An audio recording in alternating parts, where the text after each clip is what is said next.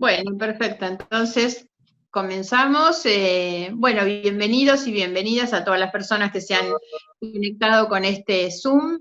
Para nosotros, como ONG Bajo la Lupa, realmente es un gusto porque vamos a estar conversando con la referente máxima, digamos, a nivel internacional, pero con el lujo de considerarla no solo una compatriota, sino una amiga, que es Delia Ferreira Rubio, así que creo que para nosotros hoy esta es una conversación de altísimo nivel.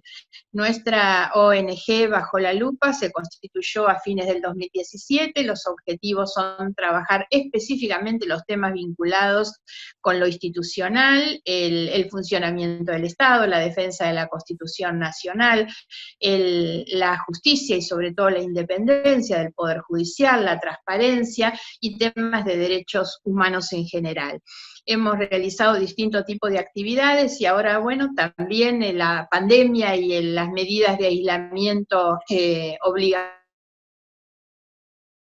este tipo nuevo de metodologías, pero que bueno, son bastante bienvenidas para que podamos tener estas charlas. No podríamos de ninguna manera estar en contacto o tener a Delia si no fuera por este modo. Delia Ferreira Rubio está en este momento en Berlín, que es la sede principal de Transparencia Internacional, así que vamos a estar conectadas con ella desde allá, y eso también es por nuestro horario, por la diferencia horaria que tenemos. Delia Ferreira Rubio es abogada, es doctora en Derecho, se ha especializado como asesora y consultora en todos temas vinculados con la transparencia y sobre todo con el financiamiento de la política, de los partidos políticos, los sistemas electorales y también con el funcionamiento del Estado. En este momento, después de haber presidido varios años Poder Ciudadano en la Argentina, desde el 2017 es la presidenta de Transparencia Internacional. Para nosotros, reitero, es un orgullo como compatriota que ella esté en ese lugar, y no es otra cosa que el reconocimiento a todos los méritos que ha acumulado a lo largo de su carrera y de toda su trayectoria. Así que para nosotros es un lujo, insisto, y Delia, bienvenida por supuesto y muchas gracias. Para dar inicio, nosotros creemos que es central discutir en estos tiempos aquellas cuestiones que tienen que ver con el Hola, hola. funcionamiento de nuestras instituciones. Tiene que ver sobre todo con la pregunta si la situación de emergencia justifica sortear o burlar o distraerse de los procedimientos y el funcionamiento de las instituciones. Por eso, a la discusión central y de fondo sobre el tema de la transparencia, nosotros queremos agregar en esta oportunidad y en esta charla una conversación sobre la transparencia en tiempos de COVID, por llamarle de alguna manera. La transparencia es un atributo de la gestión pública al que nosotros reconocemos tres pilares o elementos centrales, ¿no? La rendición de cuentas, el acceso a la información pública, la participación y el control social, y obviamente la integridad de las personas que están en el ejercicio de esas funciones. Mi primera pregunta, Delia, para ir disparando esta charla, después vamos a abordar algunos otros temas, es ¿qué estás viendo vos hoy en el plano internacional en términos de transparencia relacionado con el COVID? ¿Qué es lo que has visto, sobre todo en los procesos de China, que es cuando comenzó, y sobre todo con los antecedentes que hay en China? ¿Cuáles son las diferencias que has visto en los distintos continentes, para hablar estrictamente sobre las políticas de transparencia de los distintos continentes y de los países? Te doy la palabra y nuevamente muchas gracias. Gracias Margarita por la introducción, un gusto ver tantas caras amigas, así que gracias por unirse al webinar también. Mira, nosotros hemos empezado a seguir el tema, por supuesto, a través de nuestros capítulos, tenemos más de 112 capítulos, así que apenas esto empezó a estallar, cada capítulo en las regiones, a medida que el COVID iba avanzando, empezaron a trabajar en el tema de transparencia y corrupción, en esta circunstancia, cómo la emergencia planteaba riesgos particulares. Hay cosas que se repiten en todas las regiones, por ejemplo, una tendencia a la concentración de poder en los ejecutivos, claramente, el uso de medidas de emergencia, los decretos de necesidad y urgencia para nuestro caso, las medidas provisorias en Brasil, medidas de emergencia en los países europeos. Una tendencia clara es el reforzamiento de cierto rasgo autoritario en los gobiernos que ya los tenían, eso se ha marcado, y en los gobiernos democráticos o procedentes de elecciones, también se ha notado esa tendencia hacia un aumento, digamos, del perfil autoritario del gobierno. Y lo que estamos enfrentando es una combinación de factores muy complicada, porque no es solo la emergencia que suscita la necesidad y la demanda de parte de la ciudadanía de respuestas rápidas, efectivas, urgentes, ¿no?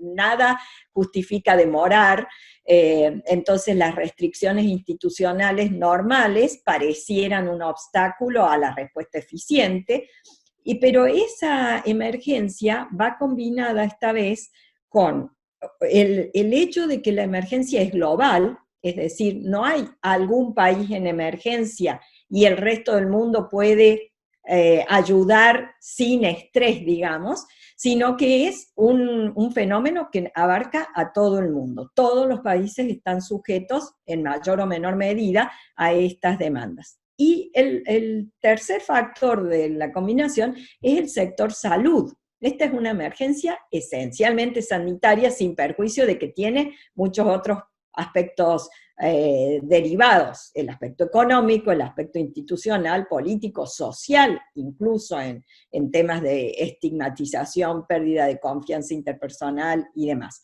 Pero esa característica de esta emergencia en el sector salud pone un riesgo adicional en materia de corrupción que se deriva del hecho de que el sector salud en tiempos normales es uno de los sectores de política pública más propenso a la corrupción. Los estudios de nuestro equipo de salud demuestran que en tiempos normales, en un año normal, entre 500 billones de dólares se pierden en el mundo en corrupción en todo lo que es el sector salud, insumos, medicamentos, todo lo que tiene que ver con compras en el sector salud, es un área que es complicada para el tema de la corrupción. Imaginémonos entonces cuánto más complicada se vuelve cuando tenés la necesidad de esa urgencia. ¿Esto tiene alguna explicación? Eso que vos marcás sobre el sector salud, ¿tiene alguna explicación? Bueno, tiene la explicación de los costos propios del sector y la reducida oferta en muchas de esas áreas. No hay mucha producción de determinados medicamentos o de determinados insumos. Hemos visto, por ejemplo, el tema de los respiradores, el tema de los tests. Lo vamos a ver cuando llegue el tema de la vacuna. De hecho, ya hay países que están en cierta medida garantizándose que la producción de las vacunas que están experimentándose en este momento, sin saber cuál es el resultado, ya están como compradas o reservadas, digamos, por algunos países para atender primero a su población. Entonces, cuando los recursos son escasos o los productores son escasos en el mundo, obviamente eso genera una tensión extra en las negociaciones. Y eso puede ser uno de los factores que influye en esta situación. Obviamente, una de las cosas que hemos visto es que una de las víctimas del fenómeno del COVID ha sido la información, empezando por China, como vos señalabas. Hay una tendencia, no solo es el tema de la infodemia, como dijo la Organización Mundial de la Salud, y las fake news y las noticias distorsionadas o la falta de información, sino que también hay en algunos países una tendencia a restringir la información que circula, no garantizar el acceso a la información pública. Muchos de los países están retaseando o directamente han puesto un cartelito de en cuarentena para los organismos que son los responsables del acceso, de responder las preguntas de acceso a la información pública, los requerimientos, y hay también una actitud en algunos países vinculado con esto de la concentración de poder y el autoritarismo, de ataque o restricción a la libertad de prensa y al periodismo de investigación. En esta ocasión hay algo distinto en materia de corrupción vis a vis una emergencia humanitaria o una pandemia como la que estamos enfrentando, y es que las denuncias de corrupción han sido concomitantes, han sido simultáneas con la crisis. En crisis como el ébola, por ejemplo, los estudios que detectaron corrupción, que detectaron cómo los fondos habían ido a parar a bolsillos privados o a cuentas en paraísos fiscales, fueron posteriores a la crisis. Una vez superada la crisis, superada la pandemia, recién ahí se empezó a estudiar qué era lo que había pasado con los fondos. En este caso, a partir de marzo, te diría, ha empezado a haber denuncias de corrupción en muchísimos países, en todas las regiones. No es un fenómeno exclusivo de Latinoamérica. Ha habido denuncias de corrupción en los países democráticos europeos, obviamente ha habido denuncias en Asia, en África, eso se sigue produciendo. Y eso se está produciendo en simultáneo con la crisis. Claro. Uh-huh. Que es llamativo. Yo creo que eso tiene que ver en parte con el avance del periodismo de investigación, por ejemplo, que hace 10 años era una tendencia incipiente, hoy están organizados, tienen consorcios de periodistas de investigación, nosotros trabajamos con 2 de los consorcios grandes de periodismo de investigación. Otro factor, en algunas regiones ha habido tantos casos de corrupción en el último tiempo, y de gran corrupción, como en el caso de Latinoamérica, hemos tenido toda la ola de gran corrupción a partir del Lavallato y Odebrecht, y algunas causas en Argentina también, y eso hace que la gente esté como más sensible al tema de corrupción, y por supuesto la falta de confianza en las instituciones, que genera esa actitud de vamos a ver qué es lo que están haciendo permanentemente, porque no se confía en que las instituciones estén funcionando como deben, digamos. Aprovecho y te introduzco otra cuestión que tiene bastante que ver con esto, y sobre todo cuando vos planteás el rasgo autoritario que se empieza a ver a partir de la concentración de poder y demás. Sin embargo, algo mirando por supuesto a nuestro país, es de qué manera los otros poderes del Estado aparecen como desertores, ¿no? En la Argentina tenemos la Corte de Justicia con feria judicial desde hace más de 100 días. Son cosas absolutamente inconcebibles en realidad. Entonces, en definitiva, ya no es simplemente que el Poder Ejecutivo se autoasigna atribuciones que no le son propias, digamos, sino que además hay una delegación tácita, una deserción, yo diría, de los otros poderes, ¿no? ¿Cómo ves esta cuestión, si esto se da en otros lugares también? Porque aquí es muy llamativo que prácticamente los otros poderes no hayan funcionado. El Poder Legislativo muy poco, el Poder Judicial menos, por lo tanto no solo no acompañan la crisis, sino que obviamente ni siquiera funcionan los sistemas de controles que naturalmente deberíamos tener en esos otros dos poderes, ¿no? ¿Cómo ves esto acá y afuera? Sin duda, ese es un factor central que hace todavía más seria la tendencia a la concentración de poder, porque es concentración de poder sin ningún tipo de control efectivo. Poder Ciudadano organizó hace un tiempo una reunión sobre la justicia y cómo la justicia estaba presente o no, y en realidad yo creo que la justicia no está cumpliendo su función esencial. Yo dije ese día, y sé que a la Corte le cayó bastante mal, que si los supermercados eran un servicio esencial, bueno, la justicia es esencial para la democracia. Entonces, colgar el cartelito de en cuarentena, por más que después salieron a explicar que había fueros donde han trabajado más o no, pero la imagen general es que la justicia no está funcionando. Los organismos de control en muchos países no están funcionando adecuadamente. Y fíjate una cosa, otra vez volviendo a Poder Ciudadano en Argentina. Han presentado un pedido, una sugerencia a la Auditoría General de la Nación para que realice un control de las compras COVID. Claro. Amén que ya la información la facilita el propio Poder Ciudadano con su observatorio de compras.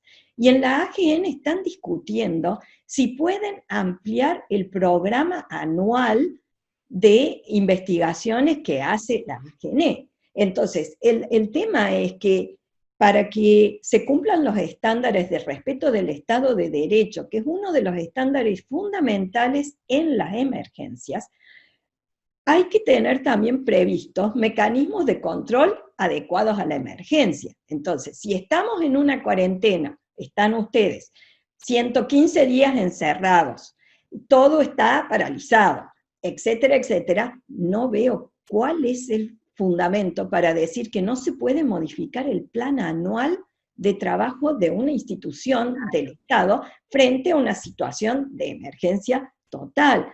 Entonces, me parece que algunos organismos no han captado la gravedad de su función institucional frente a la emergencia. La emergencia no es un cheque en blanco. Si hay mayor concentración de poder, tiene que haber más información, tiene que haber más control, tiene que haber más transparencia, no menos.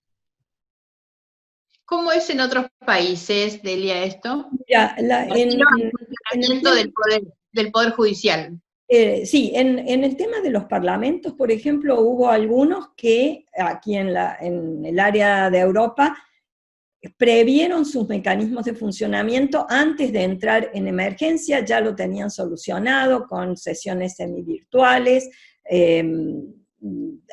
Cuando hubo necesidad se modificaron los reglamentos sin necesidad de que eso fuera un problema.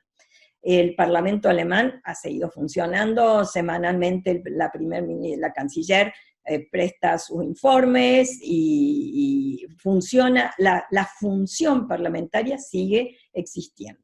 En otros países directamente están en cuarentena, digamos, cerrados. En cuanto al Poder Judicial, tampoco hay un panorama único. Hay poderes judiciales que han seguido trabajando con restricción de personas en las oficinas, por supuesto, o con medidas de distanciamiento social y cuidados y el alcohol y todo lo que ya sabemos. Y hay otros que han funcionado normalmente. Por ejemplo, en Alemania hay algunas oficinas judiciales que tienen menos personal y entonces notifican que pueden demorarse un poco más. Por supuesto que en la mayoría de los países lo que sí se ha hecho es extender los plazos necesarios para que esas demoras que puede haber no signifiquen negación de derechos a las partes que están en un litigio, pero en general están funcionando y han funcionado durante el periodo de la cuarentena total, digamos, del cierre total, funcionaron casi normalmente. Se prohibía, por ejemplo, las visitas de personas externas a los edificios de la Corte. Bueno, eso es razonable, que solo fueran los que necesitaban ir, pero no colgaron el cartelito de no estamos trabajando. Y en todo lo que tuvo que ver con medidas del gobierno nacional o de los gobiernos de los distintos estados federados, la respuesta fue absolutamente rápido. Hubo planteos sobre la extensión del cierre o la extensión y grado de las aperturas. Hubo muchos planteos con relación a las aplicaciones estas como la Cuidar que hay en Argentina para tratar de seguir el contacto de las personas y reportar en casos de contacto con alguien contagiado. Y esto despertó, bueno, en toda Europa una gran discusión sobre derecho a la intimidad, a la privacidad, protección de datos personales, en la que intervinieron las empresas tecnológicas grandes, Apple y Google, y aquí inmediatamente hubo planteos, el defensor de la protección de datos personales estuvo trabajando, el que se encarga de la protección de la intimidad estaba trabajando, o sea que uno veía las instituciones a pleno, dentro de las restricciones físicas, digamos. Sí, claro. En realidad, me parece que vos, alguna de las cosas que mencionás, obviamente que nos imponen a nosotros algunas reflexiones sobre las cosas que pasan en la Argentina, ¿no? Yo digo, somos como lamentablemente espectadores a veces de cómo distintos grupos políticos o coaliciones políticas terminan arrojándose causas unos a otros, ¿no? Esos ajustes de cuentas son tremendos. Ocurrió en todos los gobiernos, ¿no? Y no deja de asombrarnos esta situación que lo que hace es poner al desnudo, en definitiva, que muchas veces cambian los que gobiernan, cambian los nombres de las coaliciones políticas, pero los comportamientos no son demasiado diferentes, ¿no? Y de qué manera se termina utilizando el Estado como un botín de la actividad política, como el enriquecimiento de las personas, y cómo esto también se cruza con un deterioro muy grande de las instituciones, ¿no? En los últimos días hay otra de las causas que aparece en la Argentina, y yo creo que no está totalmente desvinculada de lo que ha sido la corrupción de muchísimos años, que es el tema de los espías, ¿no? Y de qué manera los organismos de inteligencia, muchas veces durante mucho tiempo en la Argentina, también han servido para ese financiamiento de la política o de las operaciones políticas, ¿no? ¿Hay algo que nos puedas contar sobre esto, cómo funciona en otros lugares, cómo transparentar? Yo me acuerdo que cuando se discutió en el Congreso la reforma de la CIDE a la AFI, en definitiva terminaba siendo un cambio de nombre, pero nunca se aceptaba discutir el fondo de las cosas, que era, bueno, cuál es la información, quiénes la manejan, para qué la manejan, y el tema de los fondos reservados. Esos eran los temas que no entraban nunca en la discusión. Entonces se cambiaba el nombre, pero no más que eso, ¿no? ¿Qué pensás vos de cómo se entreveran estos dos temas?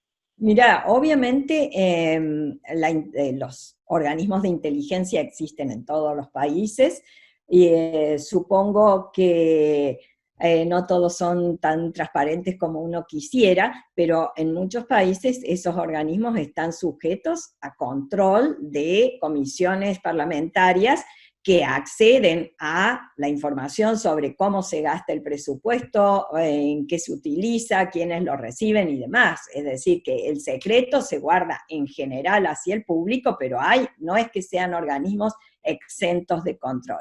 Lo que hemos visto, y nuestra gente de Poder Ciudadano que participó en el G20 hace un par de años cuando se hizo en Argentina, ha sido objeto de estos seguimientos de inteligencia.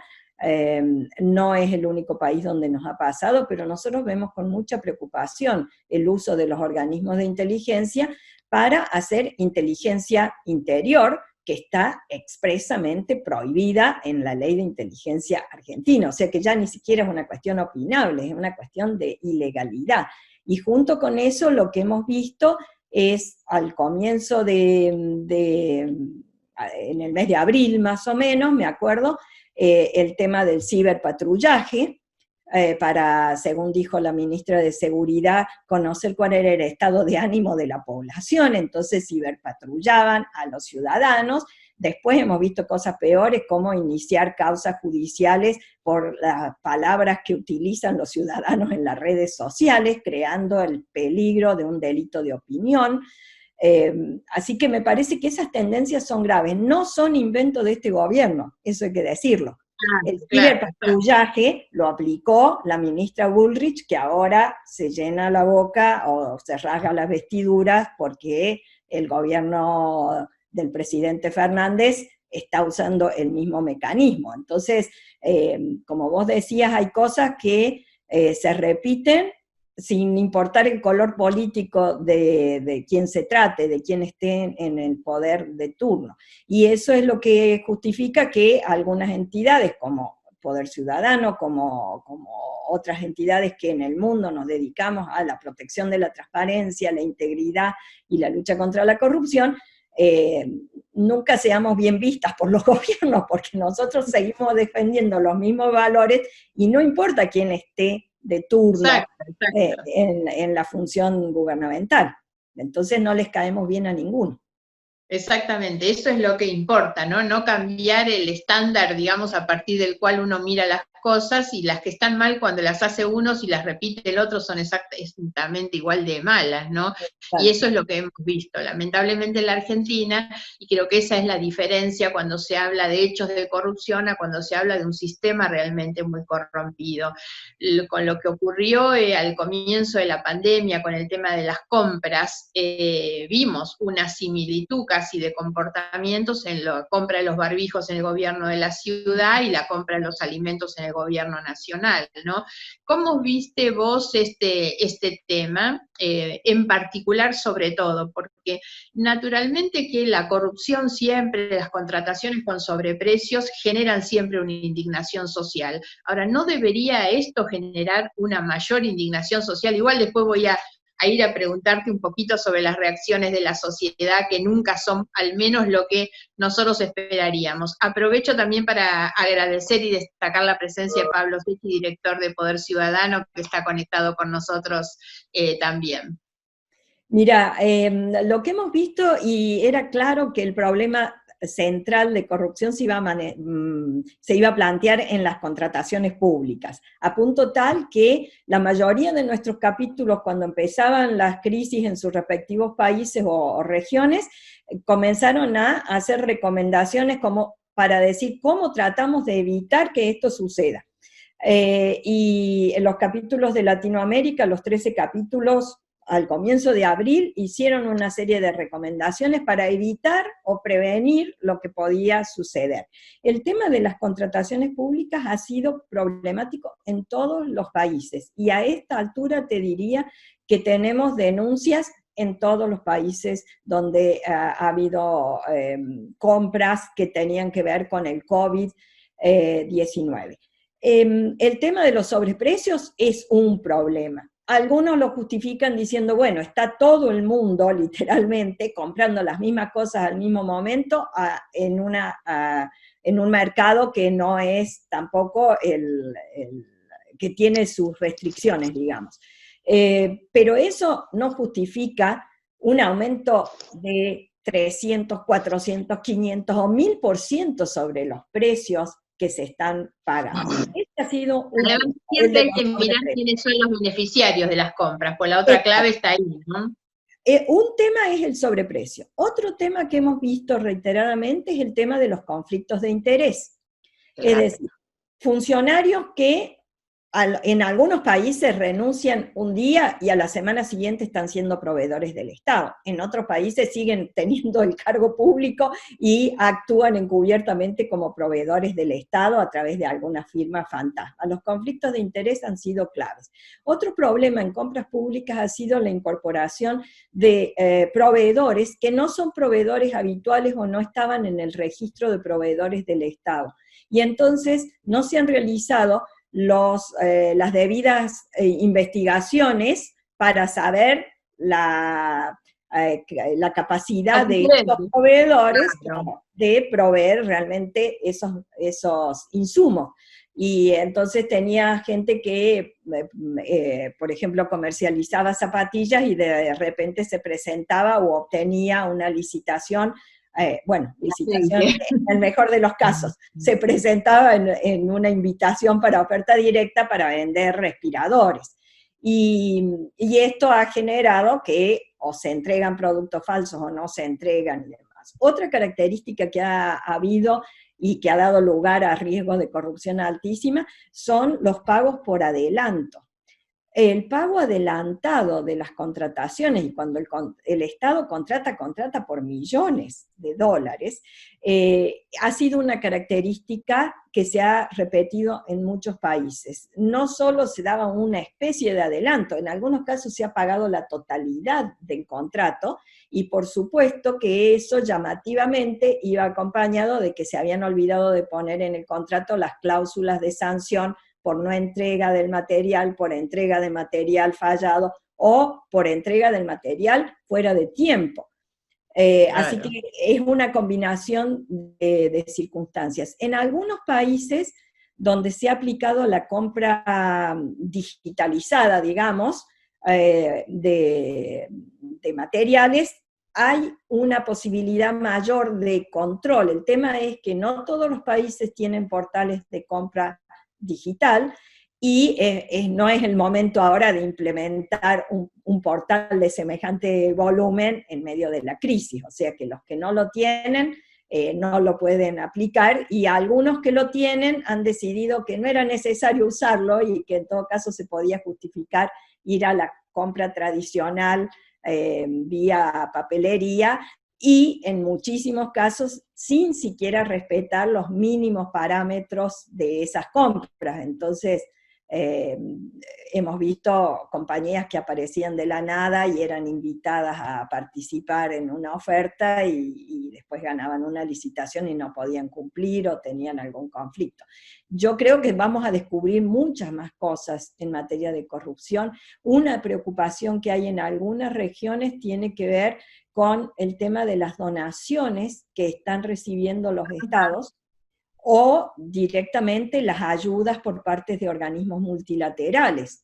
¿Cómo se va a controlar que ese dinero vaya donde tiene que ir, que llegue a donde tiene que llegar, y no pase lo que ha pasado en otras crisis donde había, y reconociendo que el dinero es fungible, no estoy diciendo que el mismo billete circulara, pero había volumen de dinero ingresado por ayudas internacionales y llamativamente en paralelo había giros de dinero a paraísos fiscales, a cuentas fantasmas que después se descubría que tenían algo que ver con los funcionarios públicos o el sector privado del país. Entonces, ese tipo de fenómeno tiene que tratar de, tenemos todos que tratar de evitarlo. El Banco Mundial está aplicando algunas cláusulas de transparencia especial.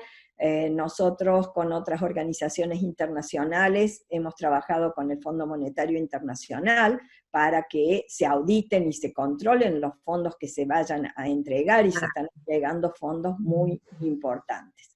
Así que hay, y un tema que hemos visto también de corrupción, no en las compras públicas o en la gran corrupción, sino en algo más individualizado, es el problema del pedido de soborno cuando el Estado está en situación límite en la prestación del servicio de salud. Hemos visto que si, bueno, queda un respirador, esa es una ocasión para que algún vivo pretenda hacerse el negocio de darle ese recurso a una persona que pueda pagar una coima por eso. Esto no es algo que estemos suponiendo, sino que tenemos las denuncias aún en países desarrollados de Europa, pero también ha habido denuncias en Latinoamérica en ese sentido. Y otro aspecto que está siendo problemático es el de las ayudas por parte del Estado, sea a través de subsidios personalizados que pueden dar lugar al clientelismo, o de los créditos y subsidios a empresas, o el pago de sueldos de algunas empresas, o de parte de sueldos de algunas empresas, y estamos viendo que en algunos casos las empresas que lo reciben en realidad, o las personas que reciben la ayuda, no son exactamente las personas a quien en teoría eso va destinado, sino otras que no lo necesitan, pero que tienen los contactos y demás. O sea que otra vez un tema de conflicto de interés y de clientelismo puede haber ahí. Muchas veces la falta de criterios objetivos, ¿no?, para las adjudicaciones. Entonces, si hay algo que ha afectado muchísimo el funcionamiento del Estado, es la discrecionalidad. Cuando no hay una regla objetiva de aplicación para estos temas y otros, la discrecionalidad realmente es como un escalón previo, en definitiva, al hecho de corrupción. Así que yo te quería preguntar, me parece interesante lo que decís, que son las recomendaciones estas que hay. ¿Qué otro tipo de modificaciones sobre las normas existentes, las convenciones internacionales, sobre las políticas en general, te parece que deberíamos estar pensando?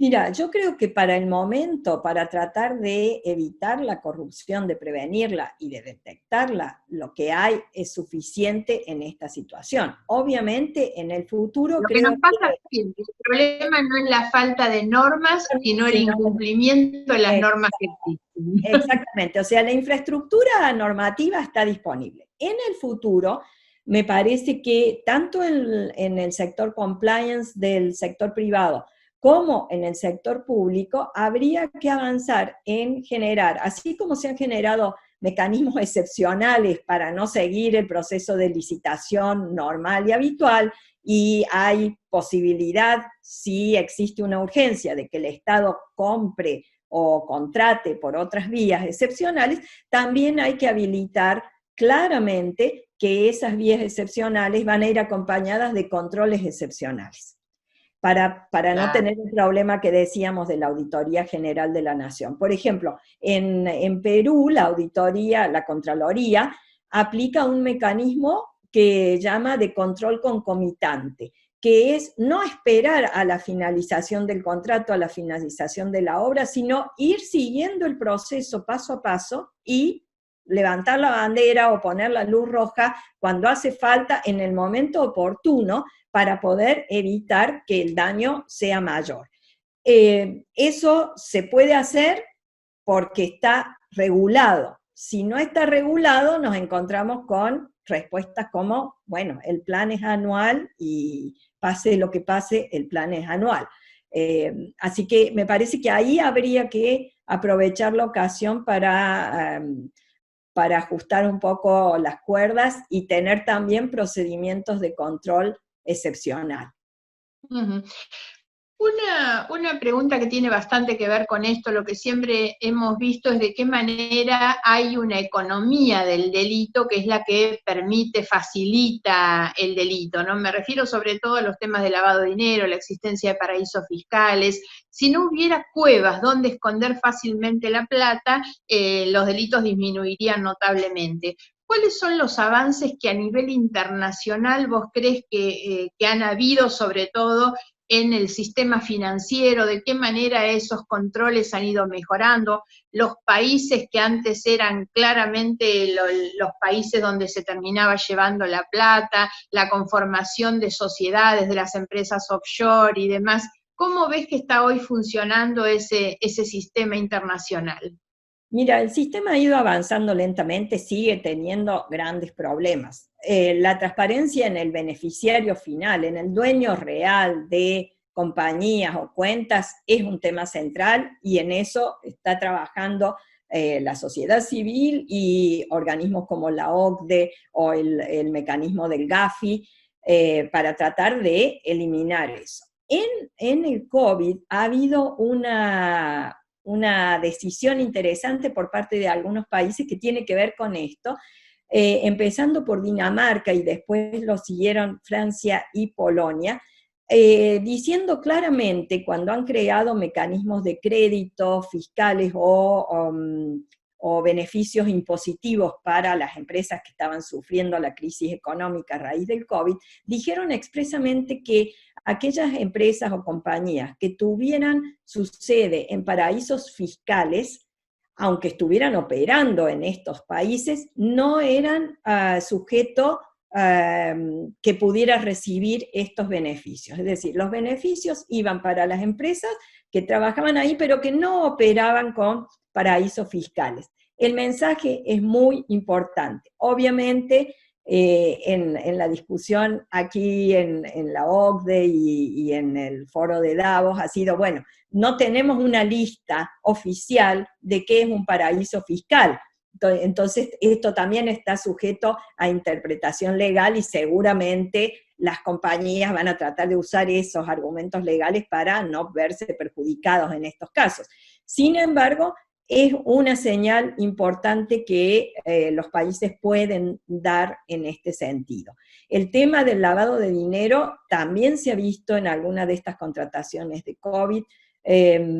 Por ejemplo, ha habido casos donde el depósito que se había hecho para el pago de una compra de algún material que después desapareció, no fue entregado, esos pagos cuando el Estado ha querido recuperarlos de los bancos ya no estaban en el banco y habían entrado en ese circuito enorme de compañías fantasmas y cuentas offshore que hace que la red sea tal que el dinero desaparezca o se lave, digamos, en el sistema financiero. Así que ese problema existe también hoy con el COVID, de la misma manera que existe en general. Y una cosa es importante, y muchas veces cuando nosotros mostramos nuestro índice de percepción de corrupción, la gente dice, sí, pero ustedes tienen muy bien rankeados a países donde después se lava dinero, o existen estas cuentas sin declaración del beneficiario final y demás. Y eso es así porque nuestro índice no mide lavado de dinero, ni Otros circulación, delitos, cuentas claro, offshore, son sino otros que delitos. mide otra cosa. Y este es el fenómeno de lo que yo llamo los países, cuando los países en amarillito, en buen color, se transforman en colorados. Y hay una conexión de muchos países donde la corrupción es muy alta, con estos países donde la corrupción en el sector público no es alta y los estándares de integridad son buenos, pero el sistema bancario sirve para recibir fondos que provienen de los países corruptos o percibidos como más corruptos, o las empresas o el sector económico de artículos de lujo, de coches de marcas impresionantes, o el sector inmobiliario sirve para que los fondos que provienen de la corrupción en países percibidos como corruptos se blanqueen en estos países percibidos como transparentes, porque el fenómeno de la corrupción es global, vincula a los dos sectores, a los dos tipos de país. Y en algunos de estos países ha habido escándalos como el del Danske Bank hace poquito, o escándalos que han tenido que ver con bancos franceses o bancos alemanes, que no han realizado bien su tarea de control para evitar el lavado de dinero o esta circulación de dinero proveniente del crimen organizado o de la corrupción. Edilia, ¿cuánto pensás que puede ayudar? Todavía es muy poco tiempo para nosotros en la Argentina, pero me refiero a la sanción de la Ley de Responsabilidad Penal de las Personas Jurídicas. Esto fue algo que nosotros discutimos acá, sobre todo cuando en los años anteriores se buscaba una incorporación de la Argentina en la OCDE, y eso aparecía casi como una de las condiciones, recomendaciones o condiciones de la OCDE. Yo particularmente creo que es una buena medida. Todavía es muy poco tiempo para nosotros para ver la aplicación. ¿Cómo funciona esto en otros países y si vos crees que efectivamente sirve? Porque es necesario siempre mirar el otro lado del mostrador, ¿no? La corrupción implica siempre dos partes, y en esa otra parte en general son las empresas, más allá de todas las formas que hay de disimular los pagos y los beneficiarios y demás, ¿no? Pero creo que la Ley de Responsabilidad Penal de las Personas Jurídicas es una ayuda, pero no tenemos nosotros todavía relevado aquí cómo funciona. ¿Qué idea tenés vos? No, en general yo coincido con vos, creo que es una herramienta útil. Obviamente la forma en que está implementada o regulada en cada país puede hacer que sea más o menos eficiente.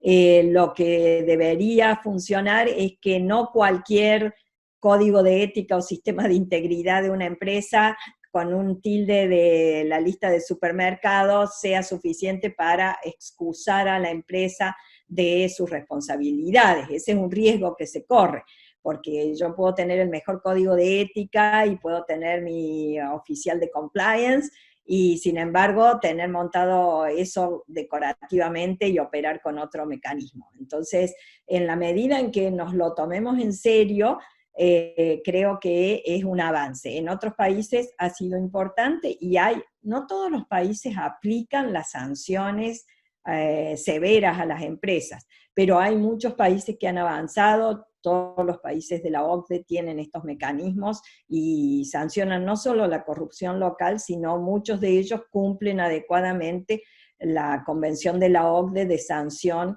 a empresas que corrompen a funcionarios en el exterior, por ejemplo. Hay otro tema que vos has trabajado muchísimo, que es la relación del empresario con el financiamiento de la política, ¿no? En definitiva, ahí hay un foco de corrupción realmente grande de todo lo que significan aportes al descubierto y aportes encubiertos, ¿no? Porque sabemos perfectamente que la mayoría de los aportes no van por los canales realmente formales o a la vista. Este es otro de los temas tremendamente demorados. Yo digo que ha habido mucho de hipocresía y de gatopardismo en las cosas que se han intentado hacer en la Argentina. Me parece que falta mucho.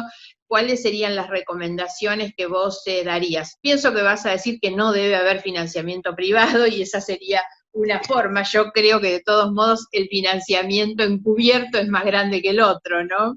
Sí, de ninguna manera me parece que el financiamiento público exclusivo sea la solución, así que no voy a decir que el financiamiento privado es malo. El problema es cómo lo controlamos, con qué límites, cómo lo transparentamos. Y creo que un sistema mixto es el sistema adecuado. Por supuesto que hay en el tema de financiamiento tantas cuestiones de detalle que pueden realmente destruir un sistema de transparencia, pero no creo que se deba estigmatizar el financiamiento privado. El financiamiento de empresas es otra cosa, y yo también tengo opinión formada en ese sentido, y la he repetido siempre. Cuando se ha prohibido el financiamiento de las personas jurídicas, lo único que se ha hecho es abrir la facilidad para que ese financiamiento siga existiendo disfrazado con nombres de personas físicas, sacada de la guía, el padrón, el listado de los gerentes de la empresa o lo que fuera, que lo único que hace es complicar la transparencia en el financiamiento. No creo que prohibir el financiamiento de las personas jurídicas sea la solución, pero bueno, ese es un tema que en nuestro país va y viene, al igual que en muchísimos países del mundo, y es una cuestión opinable. Lo que tenemos que hacer es controlar eficientemente y garantizar que de la mejor manera posible sepamos quiénes son los que están aportando. En realidad, el problema más grande que tienen algunos partidos en Argentina no es conseguir fondos, sino blanquear los fondos que consiguen indirectamente. Porque en la medida en que se controla el gasto y se transparente, la siguiente pregunta es... Los aportantes truchos, y con la causa de los aportantes truchos, que era realmente una cosa escandalosa, terminó no pasando nada. Y eso era claramente la utilización de personas que ignoraban la situación para terminar lavando la plata de otros que habían aportado, ¿no? Por supuesto, la valija había entrado, el gasto se había hecho, había que decir de dónde había salido la plata, pero esto tampoco fue nuevo con los aportantes truchos. Es histórico que los partidos utilizan mecanismos, muchos de los partidos, para tratar de blanquear el dinero que reciben de alguna forma, y no blanquean todo tampoco. Nadie puede pensar que vamos a llegar a conocer el total del origen del financiamiento de los partidos, ni siquiera lo que efectivamente gastan. Lo que hay es, en todos los países del mundo, aproximaciones sucesivas a tratar de controlar lo que se descubrió en el último escándalo anterior, que era un problema en la legislación, y así es que vamos avanzando en una legislación permanente. Creo que hay que fortalecer los organismos de control, de control del financiamiento de la política. Cuando estamos enfrentando, por ejemplo, el ingreso de fondos del crimen organizado, narcotráfico o la industria del crimen organizado que sea, en otros países es el contrabando y no el narcotráfico, tenemos que dotar al organismo electoral de los mecanismos correspondientes para que pueda investigar, y no puede investigar solo, hay que coordinar la labor, hay que facilitarle a ese organismo de control, en todos los casos, el acceso a las cuentas bancarias que quiera investigar en relación al financiamiento, es decir, hay que levantar el secreto bancario, levantar el secreto tributario, facilitarle el contacto con la UIF o en cada país el organismo que se dedique a investigar lavado de dinero.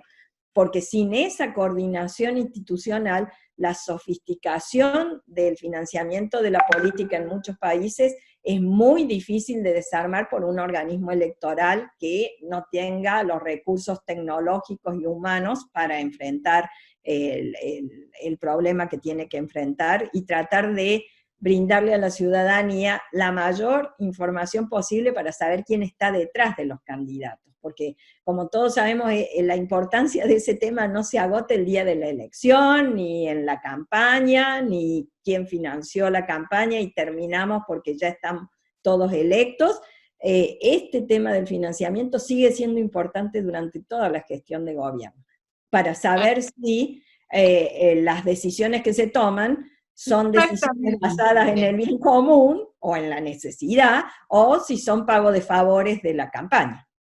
Sí, sí. Por eso a veces lo que hay que poder también establecer es la diferencia que hay entre el financiamiento de los partidos políticos, de las campañas electorales, de la política, y el del bolsillo personal de los políticos. Yo sigo pensando que la corrupción está absolutamente focalizada en aquellos que se llevan para su bolsillo y su patrimonio personal dinero que debería destinarse a otro fin, ¿no? El tema del financiamiento de la política, de las campañas, lo que hay que hacer es transparentarlo. Yo creo que además el gasto es tan pero tan excesivo, y me parece que hasta que no se depure un poco esa situación de que se gaste la plata que se gaste en las campañas electorales. Y después lo central es lo que vos decís, que es el comportamiento posterior. El tema no es lo que están financiando, sino de qué manera se establece un compromiso posterior de la gestión, y ese que aportó es el que termina después siendo beneficiario de distintas contrataciones del Estado, ¿no? Sin duda, sin duda, la compra de decisiones anticipada, digamos.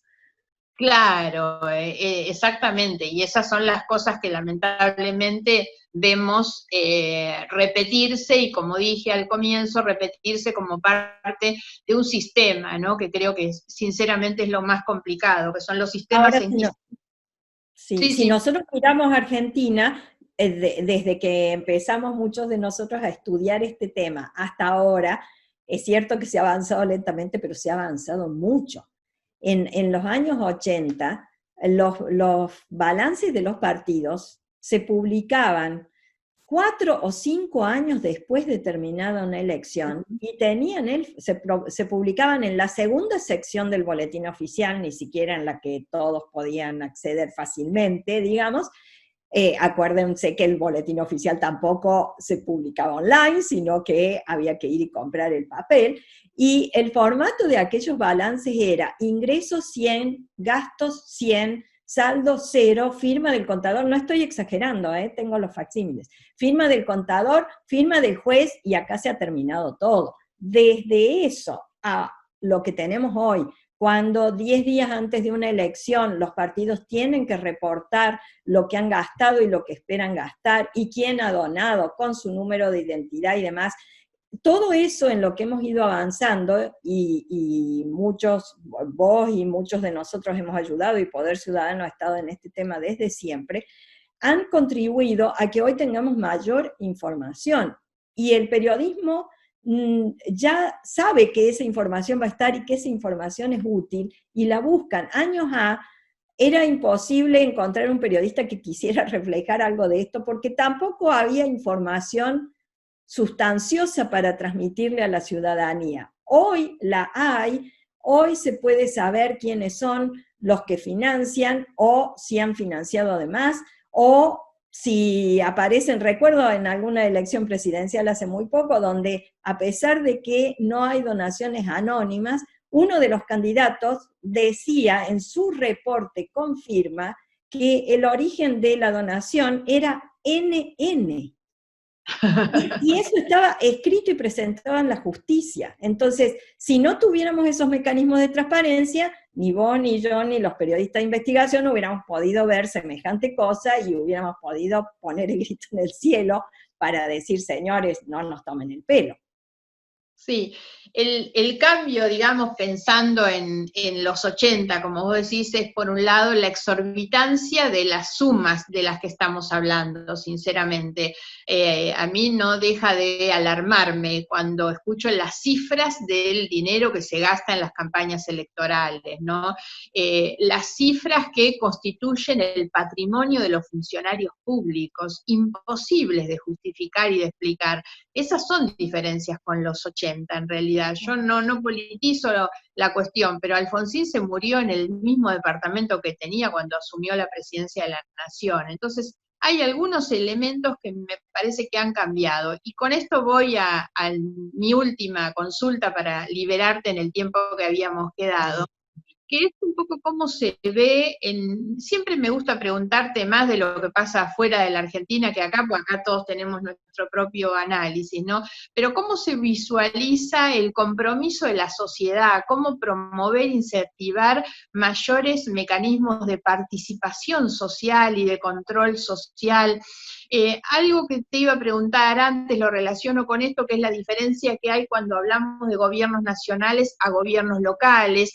A veces promover la participación social en el control de la gestión local es más fácil, tal vez por eso hay menos casos, o no lo digo como una cosa definitiva, pero creo que una mayor concientización sobre el rol ciudadano como control, digamos, de afuera de las gestiones es importante. Sumado sin ninguna duda a lo que vos remarcaste bastante y a lo que también adhiero, que es la necesidad de tener instituciones, organismos de control que funcionen realmente como tienen que ser, con personas probas, con personas que tengan la idoneidad suficiente para el ejercicio de esos cargos, y obviamente con la independencia que esos órganos tienen que tener respecto de aquellos a los que investigan, ¿no?